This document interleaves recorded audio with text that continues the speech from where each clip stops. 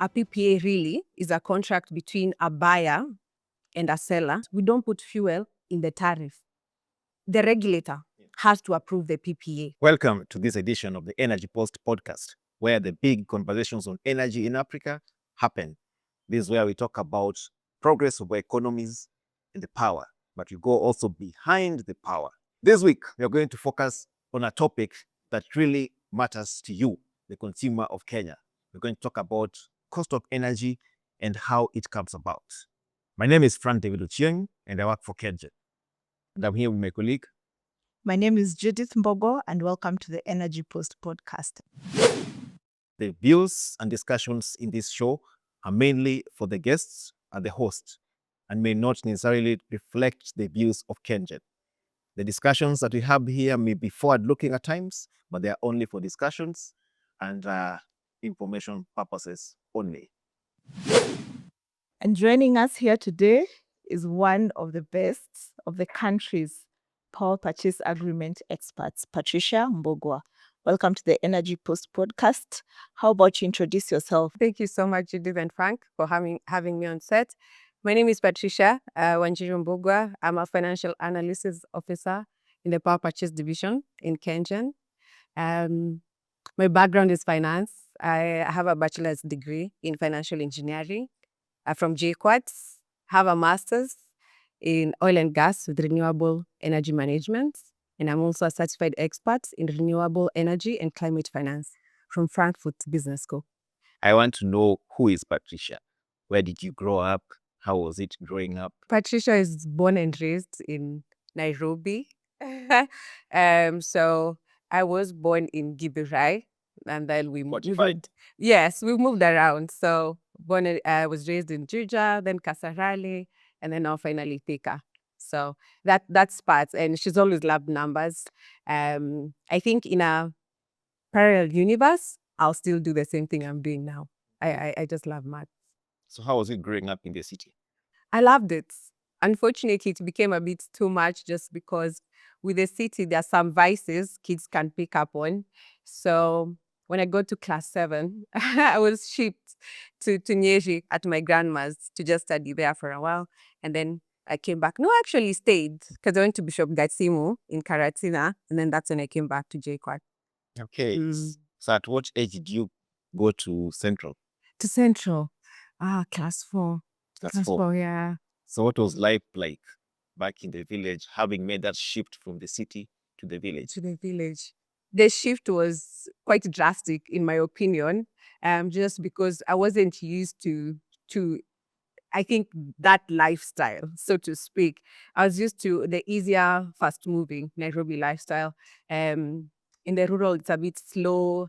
You wake up, there's no TV. We were using solar at the time, so you just don't wake up and switch on the TV. So it was a bit slow, because I remember because my grandma's house is made of wood. So I remember at night, because I'm quite noisy, when I'm comfortable, I'm quite noisy. My grandpa will come in the evening, switch on the telly, is like, "Where is Pat? Please tell her to keep quiet. I need to listen to the news."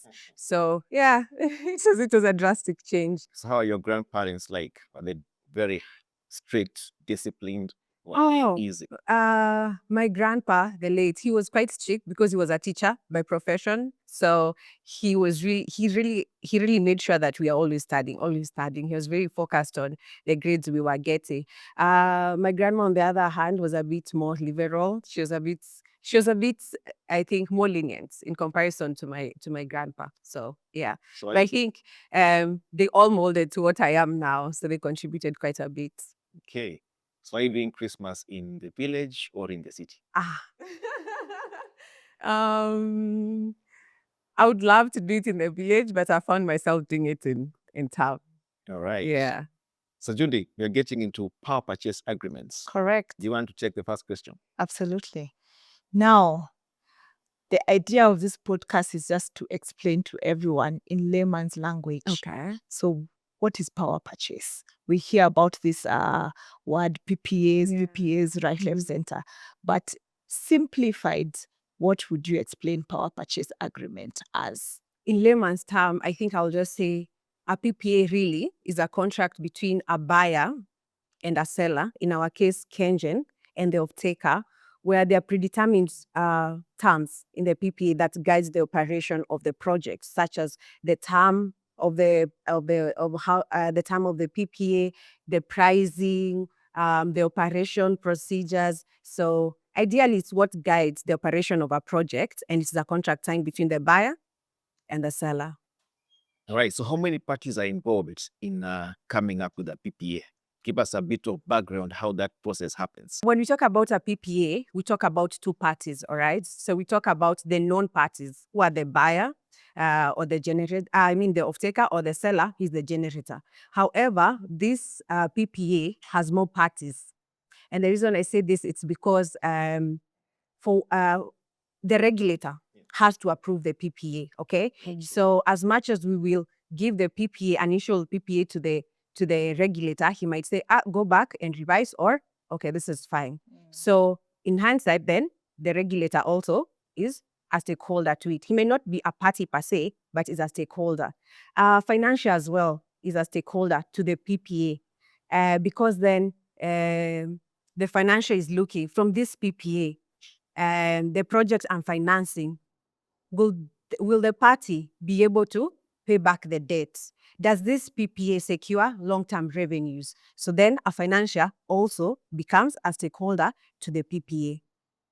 So therefore, PPAs are not just for companies like KenGen who generate electricity, but there are other people also who participate in PPAs in terms of generation of energy. Yes, correct. There are other people who have interest in the PPAs, and I'll take us back to the time we had the Presidential Task Force, and the Presidential Task Force was mandated to see whether there could be the review of PPAs.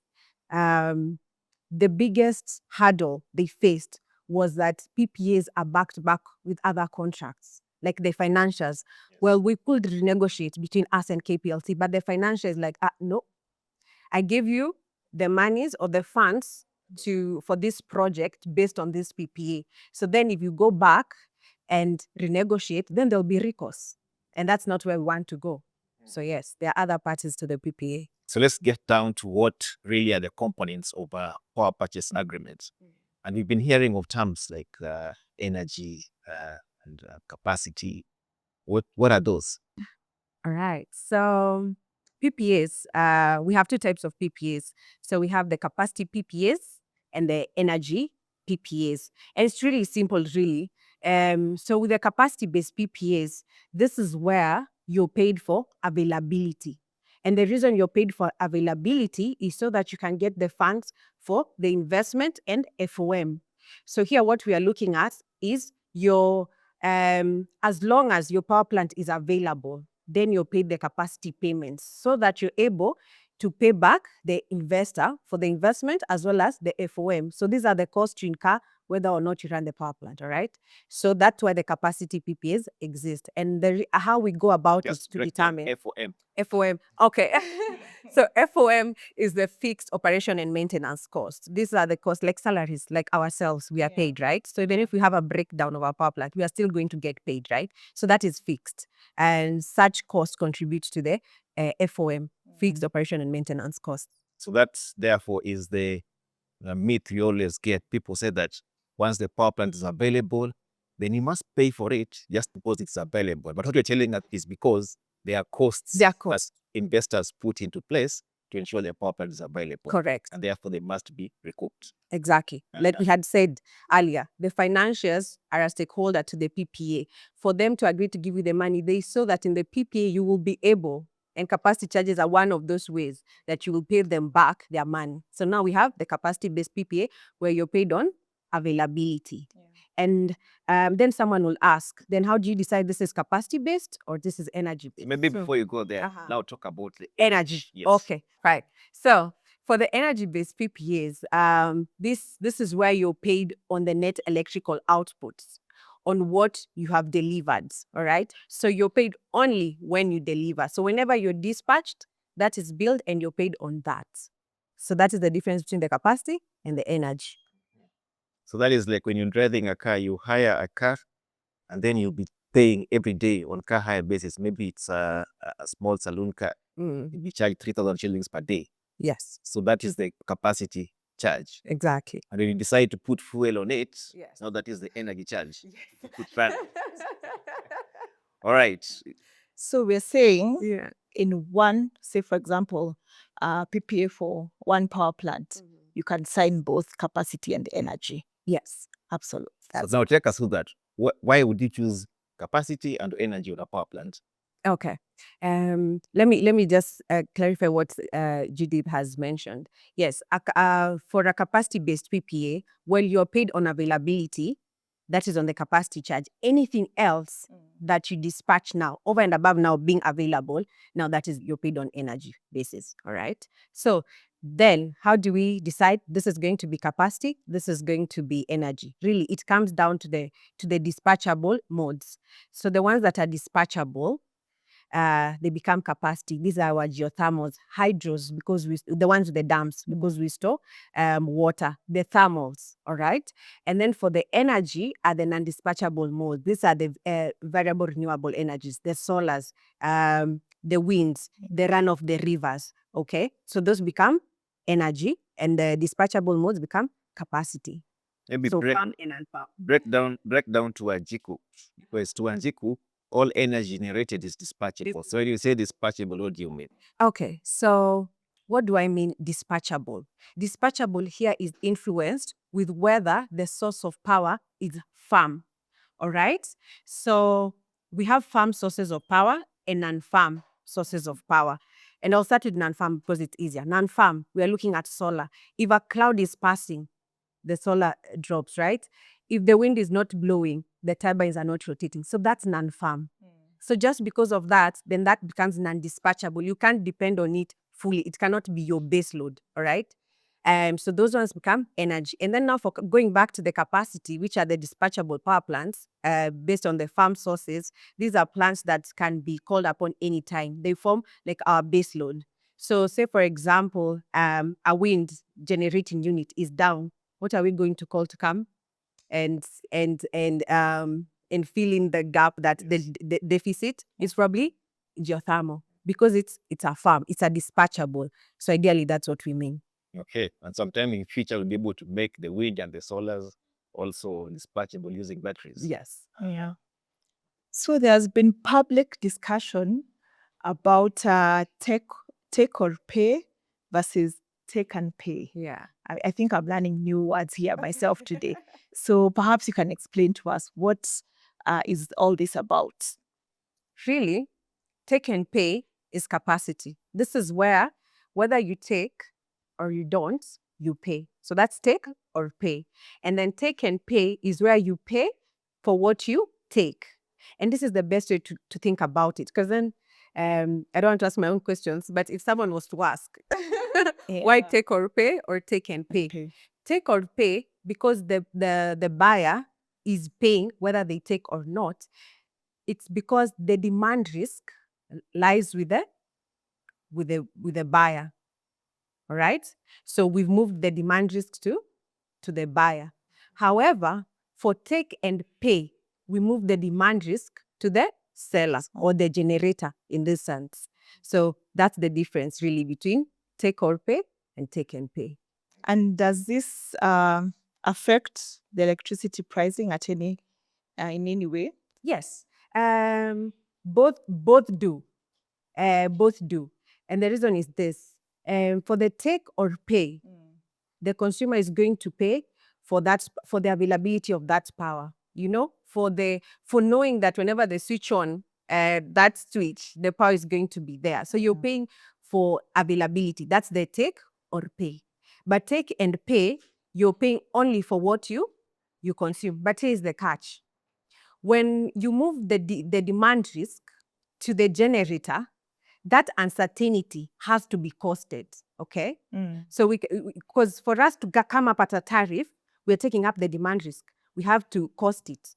So once we cost it, it goes into the tariff, really. So what do you want to pay for? So I think here the secret is in getting the balance. So you have a balance between the take and pay or the take or pay. All right. Now, to the common wananchi watching down there, I'm sure they are all waiting for that time when we'll be talking about their power bills.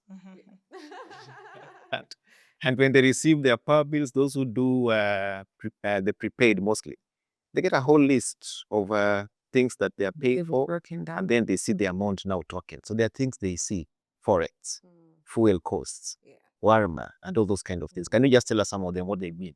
Okay. So first off, I wish to appreciate that structure where there's transparency and there's a structured bill, so you know what exactly you're paying for. And I could break down some of them, like say for example, fuel. All right, fuel, what the end consumer ends up paying for. So for starters, we don't put fuel in the tariff as a generator. We don't. It's a pass through. Okay. Yes. Pass through here, we mean we bill our off-taker and say, this is the amount of fuel we've used, so we need to be compensated for it. So it's passed through to the end consumer, and the end consumer pays for that fuel. All right. So that's the fuel you see on the bill. And the advantage or the benefit to this is because fuel costs are very variable. You know, if there's a fight somewhere in the world, fuel costs have shot up. If there any fuel costs have come down. And as a financial modeler, you don't know what the fuel cost is going to be tomorrow. So should you ask me to put it in the model, I will cost the uncertainty of it. Again, what happens? The cost goes up. But if you make it as a pass-through, it becomes so that the end consumer only pays for the actual cost of fuel that was consumed. So that is one of the things, all right? The other one is forex. Yes. The shilling, Yeah. when it weakens against the dollar, because some of these loans we've gotten for these projects are in foreign currencies, okay? So when the shilling weakens, we need, the Energy Act provides that the tariff that we have, the investor needs to be compensated for the risk they've assumed, okay? And forex is one of them. So it becomes a pass-through so that then we're able to recoup, especially the fluctuations. Warma, we use the water in the dams. So then there's a charge to that, attached to that. So having these breakdowns really helps someone to understand the costing.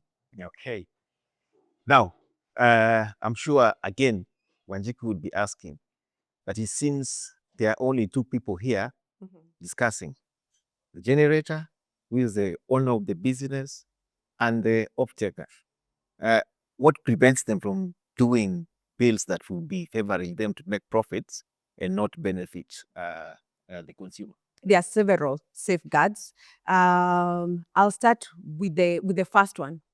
When we are coming up with the PPA tariff and we are modeling it, again, as I've said, KenGen and the off-taker will sit down and negotiate, all right? And we'll come up with a tariff. We get that tariff and now go to the regulator, and that becomes the first safeguard. The regulator can look at the tariff and say, no, go back and revise something, all right? So they do not have to approve what you jointly present to them. So that becomes the first safeguard. So assuming they've approved the PPA and we are good to go. In the PPA itself, if it's a capacity charge, if it's a capacity PPA, if you're not available, you're adjusted. So there's a target availability, which, for example, we can put it at 90%. And say anytime you're at 90%, you're paid your capacity revenue. Should you go below 90%, your capacity payments are adjusted. And it even gets worse. There's a low availability threshold. Should you even go now below that, that will be tracked. This is provided for in the PPH. It's going to be tracked 5 consecutive months, and then now you're penalized. So this safeguards protects the end consumer, where they're not even paying for our inefficiencies as a generator. So yes. Now, you've spoken about availability, which for people in the energy sector, that is something very normal. Yeah. But to the Mwananchi down there, what is availability? All right. So availability is whenever the plant is I don't want to use available again. It's when the power plant is ready for dispatch. Yes. And what we do when we're negotiating the PPAs, we try and see how much time do we need, outage time, for maintenance. And assume we are thinking maybe we need X amount of hours or X amount of days in a year.